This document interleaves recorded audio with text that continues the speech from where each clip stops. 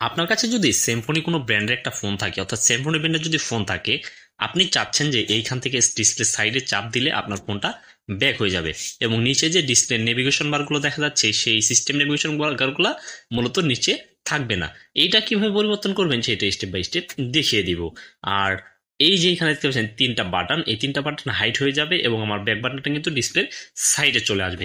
আপনি মূলত এইটা সিম্ফনির যে কোনো ফোনেই এইটাকে চালাতে পারেন, অর্থাৎ এই অপশনটাকে অন করে দিলে আপনি মূলত সাইড ব্যাক বাটনটা কাজ করবে। এই জন্য আপনি এখান থেকে সেটিংসে চলে যাওয়ার পর এখানে সবার উপরে দেখতে পারবেন স্পেশাল ফিচার নামে একটা অপশন রয়েছে। দেন আপনি সেই স্পেশাল ফিচারে ক্লিক করে দিবেন।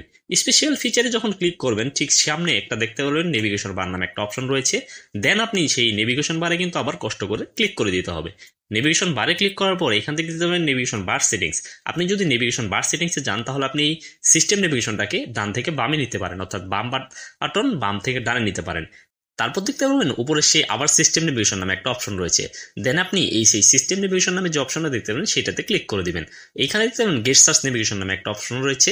আপনি জাস্ট ছোট করে এখানে একটা ক্লিক দিয়ে দিলেই গেট সার্চ নেভিগেশনটা অন হয়ে গেল, অর্থাৎ আপনার ফোনের সাইড ব্যাক বাটনটা কিন্তু এখন কাজ করবে। আর নিচে যে হাইড বাটনগুলো ছিল তিনটা বাটন, সেগুলো কিন্তু অটোমেটিকলি হাইড হয়ে যাবে এবং আপনার সাইড ব্যাক বাটন প্রপারলি ভাবে যে কোনো সেমফোনি ব্র্যান্ডের ফোনে কাজ করবে। সো ভিডিও দেখে যদি ভালো লেগে থাকে তাহলে অবশ্যই